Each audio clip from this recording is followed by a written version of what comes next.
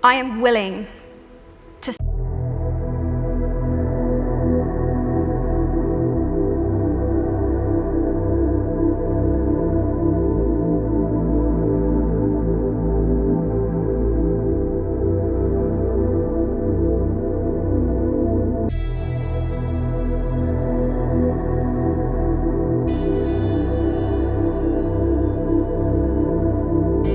with myself.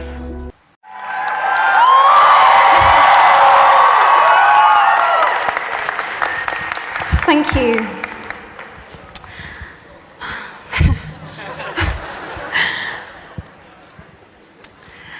Two years ago, I launched a campaign called HeForShe at the UN in New York. I was very nervous before that speech. The nerves were followed by a tremendous high immediately afterwards and a crashing low a few days after that. My best hopes and my worst fears were confirmed all at once. I had opened Pandora's box to a standing ovation and almost simultaneously a level of critique I had never experienced in my life, and the beginning of what would become a series of threats. The last 2 years have been a baptism of fire, to say the least, where I learnt just how little I know and also how much. It was my scary first step as an activist, a word I never imagined that I would use to describe myself.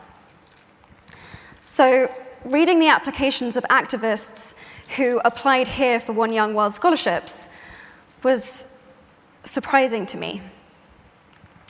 Here I was, reading the stories of people from nearly 200 different countries from around the world, with experiences that I couldn't even imagine. I mean, they were so out of this world to me. And yet, their notes looked like my notes. The same themes emerged over and over and over again. There was so much overlap with the things that I had been thinking about and that I had been struggling with. Because the truth is, it had never been about being an activist. It was about the choice to make myself visible, and the choices that you made to do that too. Apart from the significant progress the world has made in the cause for equality, the best thing about the last 2 years has been this: finding people from such disparate experiences and communities that I found that I have something in common with. This is a community of artists, spiritual teachers, dreamers, thinkers, doers, who work together and support each other. For the first time in my life, I found my sisterhood, a brotherhood, however you want to describe it. I found my tribe.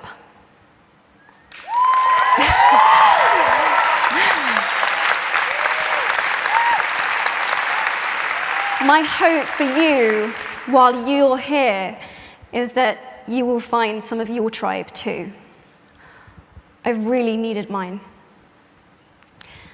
Bobby Kennedy, when he was senator for New York, said, "Each time a man or woman stands up for an ideal, or acts to improve the lots of others, or strikes out against injustice, he sends forth a tiny ripple of hope.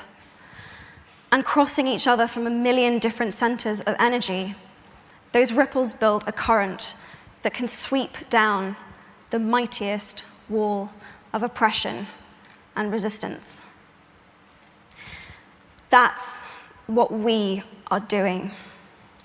We, the entire spectrum of the feminist movement, are building an unstoppable current for which we need ripples of hope from every age, race, ability, walk of life, from every human experience. I feel gender equality is as important as any of the other goals that we are here to discuss. And actually, if anything, it is even more important because it intersects with every single other issue that we face. We all have feminine and masculine energies within us. And both forces need to be lifted up, respected. They need to work together in order to make the world go round. Each of you are here at One Young World because you do something important. And it is so exciting to see you all come together in one room because One Young World isn't about saying what each of us individually, can do, but what we can do. Working together, supporting, and listening to each other. It's in that spirit that I am delighted to introduce 9 activists who are the first recipients of a One Young World scholarship that I am very honored to have in my name. They are working to secure real progress towards a gender-equal world, and I hope that their stories will inspire you as much as they have inspired me. In a moment, I'm going to ask them to come onto the stage. But before I do, I want to offer a few statements of my own that I have struggled with and continue to struggle with on a daily basis, but that I have found inspiring. I want to ask you to take a moment.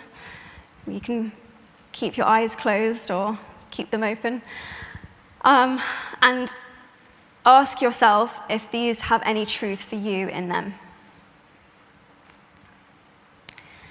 I am willing to be seen. I am willing to speak up. I am willing to keep going. I am willing to listen to what others have to say. I am willing to go forward even when I feel alone. I am willing to go to bed each night at peace with myself. I am willing to be my biggest, bestest, most powerful self. These 7 statements scare the absolute shit out of me. But I know that they are at the crux of it all. At the end of the day, and when all is said and done, I know that these are the ways that I want to have lived my life. I know each one of you probably will have encountered one of these statements in the last 48 hours. And if you have, thank you for being here. I appreciate it.